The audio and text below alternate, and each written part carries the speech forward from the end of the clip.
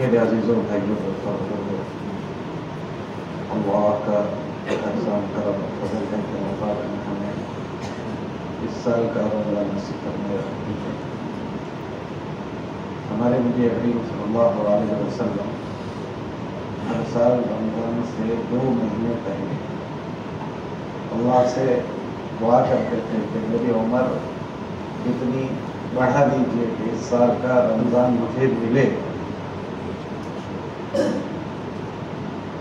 رمضان سے 2 مہینے پہلے دعا کرتے ہیں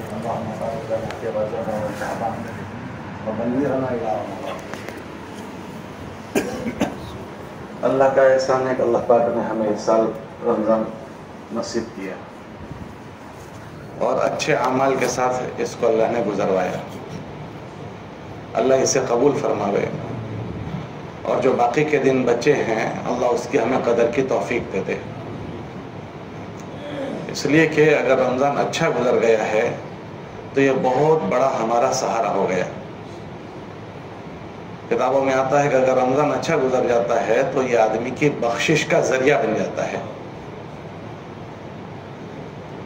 رمضان کا مہینہ آدمی کی بخشش کروا دیتا ہے، لیکن یہ اس کے لیے ہوتا ہے کہ جس کا رمضان اچھا گزرے۔ کتابوں میں آتا ہے کہ ہلاک ہو جائے وہ آدمی، برباد ہو جائے وہ آدمی جس کو رمضان کا مہینہ ملے اور اس کی بخشش نہ ہو۔ جب عید کا دن ہوتا ہے تو فرشتے اعلان کرتے ہیں راستوں پر کھڑے ہو کر کہ اس حال میں لوٹو کہ اللہ نے تمہارے گناہوں کو معاف کر دیا۔ تو ہم اللہ سے بخشش کی امید کریں گے، اور ہمارا یہ مجمع تو خاص کر قابل مبارکباد ہے کہ اچھے ماحول میں ان کا گزرا ہے۔ جب ان کا آخری اچھا ہے تو امید ہے کہ پہلا بھی اچھا ہی گزرا ہوگا۔ باقی اب جو دن بچے ہیں وہ سب سے زیادہ قیمتی دن بچے ہیں۔ علماء فرماتے ہیں کہ رمضان کے پہلے عشرے سے زیادہ دوسرا عشرہ قیمتی ہے، اور دوسرے عشرے سے تیسرا عشرہ زیادہ قیمتی ہے۔ اور عجیب و غریب بات ہے، علماء فرماتے ہیں کہ حج کے دنوں میں حج کے دن قیمتی، اور رمضان کے مہینے میں رمضان کی راتیں قیمتی۔ جو رات جس کی تلاش کے لیے حضور بیٹھتے تھے وہ رات ہی تو تھی شب قدر، کہ اسی کی تلاش کے لیے اللہ کے نبی علیہ السلام پورے عشرے کا اعتکاف فرماتے تھے۔ تو رمضان کی راتیں بہت قیمتی ہیں۔ اللہ کا احسان ہے کہ ہمارا یہ پورا مجمع اس کی تلاش میں یہاں بیٹھا ہوا ہے، اور ماشاءاللہ وقت بھی ہم سب کا اچھا گزر رہا ہے۔ لیکن بس کوشش یہ کرنی ہے کہ ہمارا باقی کا جو دن بچا ہے وہ اسی فکروں کے ساتھ گزر جائے، کیونکہ ہم سب کے ساتھ جس طرح ہم اعمال کی طرف رغبت کرتے ہیں، بڑھتے ہیں، ہمارے ہر ایک کے ساتھ شیطان بھی لگا ہوا ہے۔ بھرپور اس کی کوشش یہ ہوتی ہے کہ اس آدمی کو لایانی میں مشغول کر دے۔ کتابوں میں آتا ہے کہ جب آدمی پیدا ہوتا ہے تو اس کے ساتھ اس کا ایک شیطان بھی پیدا ہوتا ہے۔ وہ شیطان اس کے جسم میں گردش کرتا ہے، چلتا ہے، اور وہ ایسے چلتا ہے جیسے اس کے جسم میں خون چلتا ہے، یجری کمجری الدم، اور اس کا کام یہ ہوتا ہے کہ اس کو خیر سے موڑ دینا۔ ایک مجمع وہ ہے جو مسجد کے باہر کا ہوتا ہے، جو بہت ساری لایانی میں مشغول ہوتا ہے، تو ان جیسی لایانی وہ ہم سے نہیں کرواتا۔ جو مسجد کے باہر والا مجمع ہوتا ہے، مسجد کے مجمع کی لایانی دوسری ہو جاتی ہے کہ مسجد میں بیٹھے ہیں اور غفلت میں 2 3 4 کو بٹھا دیا۔ ہم سوچیں کہ جب ہم 2 4 کا مجمع بیٹھتا ہے تو ہمارے آپس میں کیا بات ہوتی ہے، کہ تھوڑی سی بات اچھی شروع ہوتی ہے، پھر اس کے بعد کسی نہ کسی کا تذکرہ شروع ہو جاتا ہے کہ وہ ہم سے غیبتیں کروا دیتا ہے، تیری میری کروا دیتا ہے، ادھر ادھر کی کوئی نہ کوئی باتیں کروا دیتا ہے۔ یہ تو ہر حال میں حرام ہے۔ تو پھر وہ مسجد میں اعتکاف کی حالت میں، اور آدمی کو پتہ بھی نہیں چلتا، اس طرح سے اس طرح کی باتوں میں اسے لگا دیتا ہے۔ اس لیے اعتکاف میں بیٹھنے کے بعد ہم میں سے ہر ایک کو اپنی نگرانی کرنی پڑے گی۔ اگر نگرانی نہیں ہوئی تو اعتکاف میں بیٹھ کر بھی اس طرح کی غفلت ہو سکتی ہے۔ یہاں مسجد میں جو مذاکرے ہوتے ہیں صبح اور شام ہمارے درمیان میں، اسی لیے کہ ہماری اس بیٹھنے کو ہم وصول کرنے والے بن جائیں، کہ ایسا نہ ہو کہ بیٹھنا بھی ہوا اور اس کو وصول کرنا بھی نہیں ہوا۔ ایسا ہوتا ہے جب عمل شروع ہوتا ہے تو آدمی کے اندر بہت چستی ہوتی ہے، اور جیسے جیسے اس پر سے دن گزرتے ہیں تو اس میں سستی آ جاتی ہے۔ رمضان کا مہینہ آتا ہے تو اس تراویح میں لوگ بھر جاتے ہیں، لیکن جیسے جیسے دوسری تیسری چوتھی تراویح ہوئی تو مصلی کم ہوتے چلے جاتے ہیں، کہ شروع میں خوب چستی اور رغبت تھی، اور جیسے جیسے دن گزرے اس میں سستی آ گئی۔ لوگ حج کے لیے جاتے ہیں تو اکثر ہندوستان کے حجیوں کا قیام عزیزیہ میں ہوتا ہے۔ عزیزیہ جو ہے وہ حرم سے 10 کلومیٹر دور ہے۔ شروع میں لوگوں میں اتنی چستی ہوتی ہے کہ عزیزیہ سے حرم شریف فجر کی نماز پڑھنے جاتے ہیں، اتنا اہتمام کرتے ہیں، لیکن جب مکے کا قیام ذرا لمبا ہوتا ہے تو سستی بڑھتی جاتی ہے، بڑھتے بڑھتے اتنی بڑھتی ہے کہ حرم میں جانا تو دور کی بات، محلے کی مسجد میں جانا بھی مشکل ہو جاتا ہے۔ تو حج کی محنت میں جو جماعتیں جاتی ہے وہ ترغیب دیتی ہے کہ تم حرم شریف میں نہیں جاتے، محلے کی مسجد میں نہیں، اپنی بلڈنگ کے نیچے عبادت خانہ بنا کر وہاں تو نماز پڑھ لو۔ وہاں بھی نماز پڑھنے کے لیے بلانا پڑتا ہے، کہ جیسے جیسے دن گزرتے ہیں اس میں سستی بڑھ جاتی ہے۔ ایسے اعتکاف میں بھی کہ جب شروع میں آدمی آتا ہے تو ایک دم چستی ہوتی ہے، رغبت ہوتی ہے، جذبہ ہوتا ہے، اور رات کو بھی وصول کرتا ہے، دن کو بھی وصول کرتا ہے، لیکن جیسے جیسے دن گزرتے ہیں تو اس میں سب سے اختلاط بڑھ جاتا ہے، تعارف بڑھ جاتا ہے، بیٹھکیں بڑھ جاتی ہے، تو غیر محسوس طریقے پر یہ چیزیں ہمارے بیچ میں حائل ہو جاتی ہے۔ پھر دن میں بھی سستی ہو جاتی ہے، راتوں میں بھی سستی ہو جاتی ہے۔ یہ ہمارے آپس کے مذاکرے ہمارے حضرات ہمارے درمیان میں اسی لیے کرتے ہیں کہ ہم چوکنے ہو کر ہمارے ان وقتوں کو گزاریں، ہم سے غفلت نہ ہو جائے، ہم سے سستی نہ ہو جائے، کیونکہ ہمیں نہیں پتا کہ آئندہ سال کا ہمیں رمضان ملے گا یا نہیں ملے گا۔ میں اس سال کا رمضان اللہ نے مجھے نصیب کیا ہے، ایسا میں گزار لوں کہ اس سال میری بخشش ہو جائے، کیونکہ اللہ کے نبی علیہ السلام نے یہ بددعا فرمائی کہ جب علیہ السلام نے بددعا کی اور اس پر اللہ کے نبی علیہ السلام نے آمین کہی کہ ہلاک ہو جائے وہ آدمی کہ جس کو رمضان کا مہینہ ملے اور اس کی بخشش نہ ہو۔ تو وہ بخشش کروانے والی جو چیز ہے وہ رمضان کے اعمال ہے، کہ خالی رمضان کا مہینہ آ کر گزر جانا چیز نہیں ہے۔ اللہ نے اس میں جو اعمال بنائے ہیں وہ اعمال ایسے ہیں کہ اگر اس کو کیے جائیں تو آدمی کی بخشش کا سامان بن جاتا ہے۔ رات کے بھی اعمال ہیں، دن کے بھی اعمال ہیں، اور خصوصاً آخری عشرے کی راتیں وہ تو بہت ہی زیادہ قیمتی ہیں۔ اللہ کے نبی علیہ السلام سے متعلق کہیں بات یہ نہیں پڑھنے میں آتی کہ اللہ کے نبی علیہ السلام پوری رات جاگتے ہوں اور پوری رات جاگ کر عبادت میں گزارتے ہوں، ایسا نہیں ملے گا۔ لیکن اللہ کے نبی علیہ السلام کی یہ عمل کہ جب آخری عشرہ آتا تھا تو آخری عشرے میں خود بھی جاگتے تھے، گھر والوں کو بھی جگاتے تھے، اور خالی جاگنا نہیں ہوتا تھا بلکہ جد واجتہد وشد المیزہ، کہ اپنی اللہ کو راضی کرنے کے لیے جو اعمال کیے جاتے ہیں عبادت کی بھرپور کوشش کرتے تھے، اور گھر والوں کو بھی جگاتے تھے۔ یہ جو روایتوں میں آتا ہے پاؤں مبارک پر ورم آ جاتا تھا، وہ ان مبارک ایام میں کہ اتنا لمبا قیام ہوتا تھا اور اتنی اللہ کے سامنے آہوازاری، مناجات۔ تو یہ راتیں تو خاص کر عبادت کرنے کی راتیں ہیں۔ گزشتہ ہم لوگ یہاں اعتکاف میں تھے تو حضرت مولانا نے ہم کو ترغیب دی تھی کہ اگر آسانی ہو تو یہ راتیں جاگنے میں عبادت میں گزاریں آخری عشرے کی، اور تمام قسم کی تھوڑی تھوڑی عبادتوں کو اس میں جمع کریں۔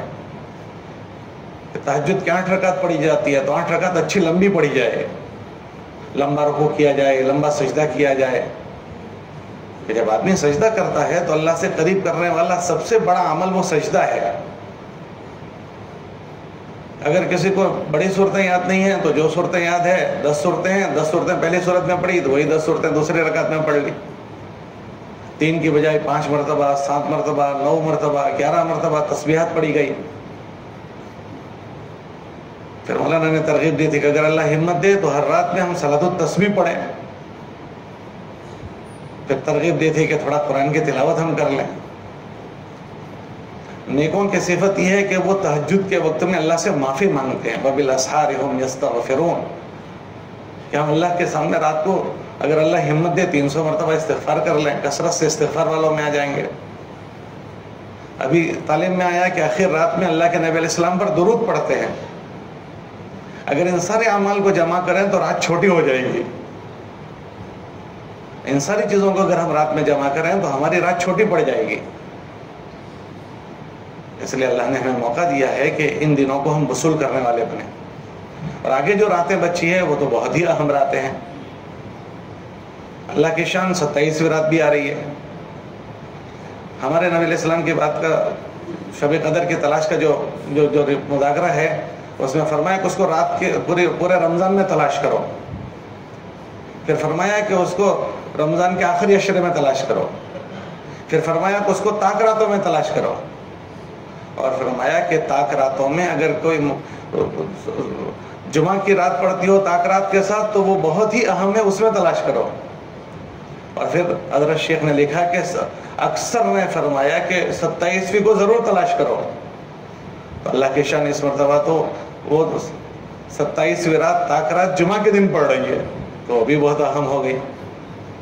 تو یہ ساری چیزیں اللہ نے ہم کو نصیب کی، تو یہ راتیں ہماری مغرب کے وقت سے شروع ہو جاتی ہے، تو ہم لوگ مغرب سے ہی اپنے آپ کو اللہ کرے کہ اعمال میں لگانے والے بن جائیں۔ مغرب سے عشاء کا وقت ہے، پھر عشاء کے بعد سے لے کر تو 11:30 بجے تک تو ہمارے یہاں اجتماعی اعمال ہوتے ہیں، پھر اس کے بعد ماشاءاللہ ایک بہت بڑا مجمع باہر ماشاءاللہ عبادت میں لگ جاتا ہے، تو اس میں ہماری بھی کوشش ہے ان عبادت کرنے والوں میں ہم بھی لگ جائیں۔ 2-4 راتیں جاگنے کی ہے، پھر گھر جا کر آرام کرنا ہی کرنا ہے، تو یہ راتیں ہم وصول کرنے والے بنیں، اللہ سے معافی مانگیں، اللہ سے استغفار کر لیں، اور دن میں جو ہمارے اجتماعی اعمال ہے ان اجتماعی اعمال میں ہماری شرکت ہو جائے، تو جو باقی کے دن ہیں وہ انشاءاللہ اچھے گزریں گے۔ کتابوں میں آتا ہے اعتبار خاتمے کا ہے کہ یہ رمضان کو ہم اچھے انداز سے رخصت کریں۔ تو یہ چند دن بچے ہیں، اگر رات کی بھی عبادت ہو گئی اور دن میں بھی اپنے آپ کو مشغول کر لیا گیا تو انشاءاللہ ہمارا یہ بیٹھنا وصول ہو جائے گا، اور اگر سستی کر لی تو دن گزرنے میں دیر نہیں لگے گی۔ ہمارے یہاں حضرت شیخ زکریا رحمۃ اللہ علیہ سے متعلق ایک بزرگ تھے، وہ کہتے تھے رمضان کا پہلا عشرہ چلتا ہے، اور دوسرا عشرہ وہ دوڑتا ہے، اور تیسرا عشرہ اڑتا ہے۔ ابھی تھوڑے دنوں پہلے ہم کہہ رہے تھے رمضان آئے گا اور اب ختم ہونے کے قریب ہو گیا، ابھی پتہ بھی نہیں ہوگا، ایسے ہی 2-4 دن بچے ہیں وہ گزر جائیں گے۔ اس لیے اگر اس میں ہم سے سستی ہوئی ہے تو ہم اللہ سے معافی مانگیں کہ اللہ مجھ سے سستی ہوئی ہے، مجھ سے کمزوری ہوئی ہے، لیکن آپ کے بندوں کو جو تو آپ نے خیر دی ہے یا اللہ میں اس کا محتاج ہوں، مجھے اس سے تو محروم نہ کر، مجھے بھی دے دے، میں معافی مانگتا ہوں۔ اور جو باقی کے دن بچے ہیں اس میں ہم جو اپنے بس کی کوشش کر سکتے ہیں، خصوصاً راتوں کی، ہماری کوئی مجلس نہیں ہو، ہمارے یہاں کسی سے کوئی دوستی نہیں، کہ یہ اللہ کو راضی کرنے کی راتیں ہیں۔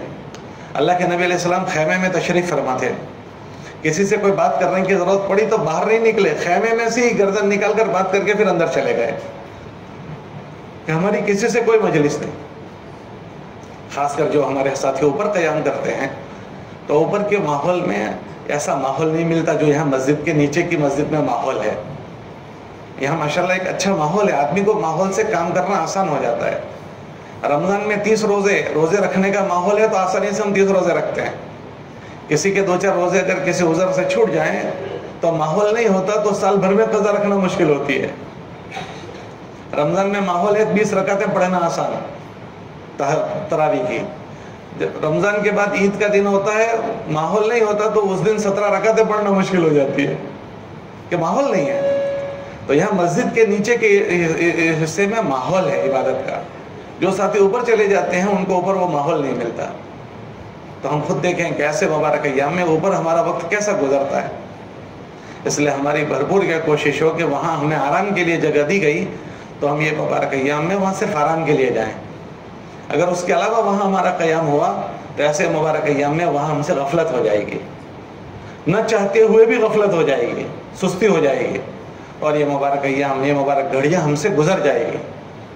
اسی طرح باہر کے حصے میں بھی ماشاءاللہ جو عبادت میں مشغول ہوتے ہیں، اس کے علاوہ ہماری نجی کوئی مجلس نہ ہو، ورنہ بیٹھتے بیٹھتے 15 منٹ چلی جائے گی، ذرا بیٹھ الگ سے الگ شروع کی تو 15 منٹ چلی گئی، آدھا گھنٹہ چلا گیا۔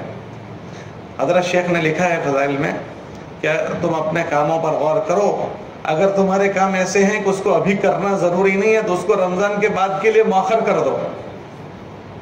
تو ہم باتوں میں بھی غور کریں کہ کیا یہ بات کرنا ضروری ہے. اگر ضروری نہ ہو تو اس کو رمضان کے بعد کے لیے ہم مؤخر کر دیں, کیونکہ خیریت پوچھیں گے وہ بھی 10 باتیں نکالے گی. ایک خیریت پوچھی تو 10 باتیں اس میں سے نکلے گی.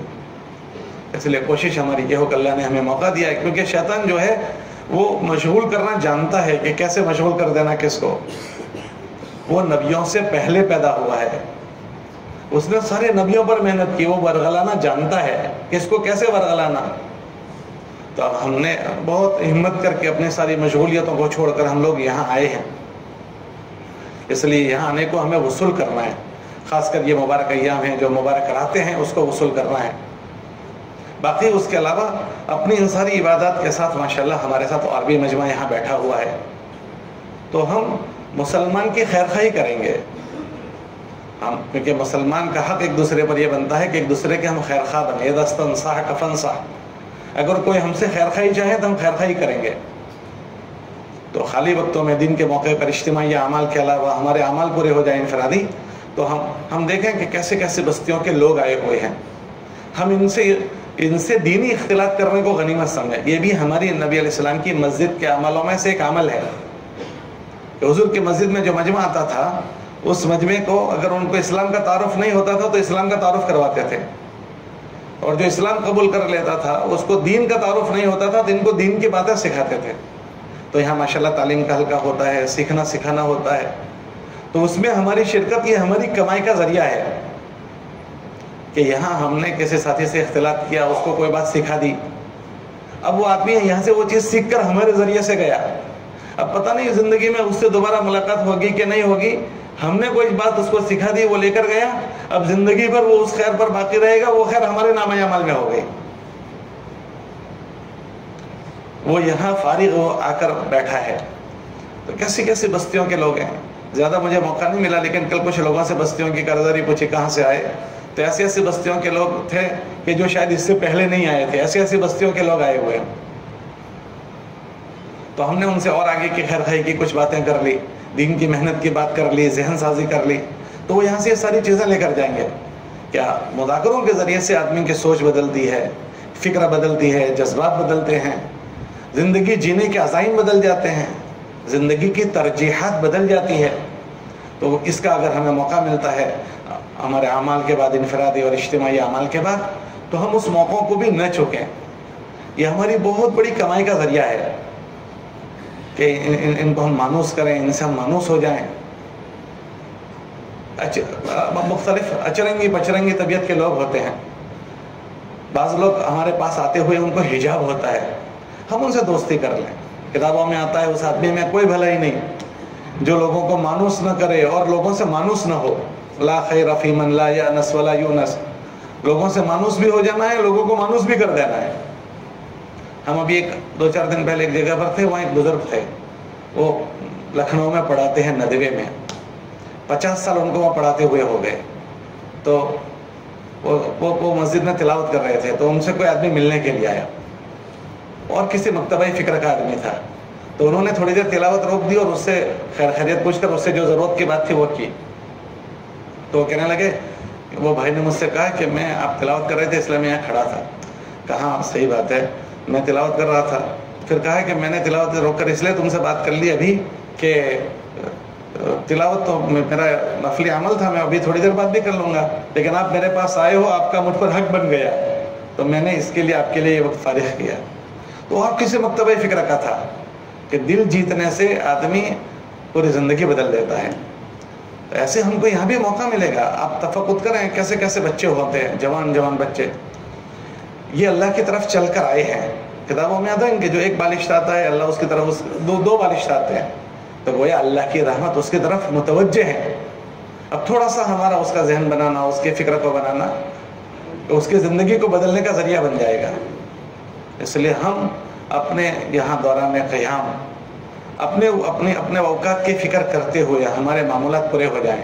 ہمارے سارے انفرادی معمولات, اجتماعی ہمارے سارے معمولات, وہ پورا کرتے ہوئے ہمارے اپنے ساتھیوں کے ساتھ اختلاط, ان سے دینی مذاکرہ کرنا, اس کے ساتھ ذہن سازی کی بات کرنا.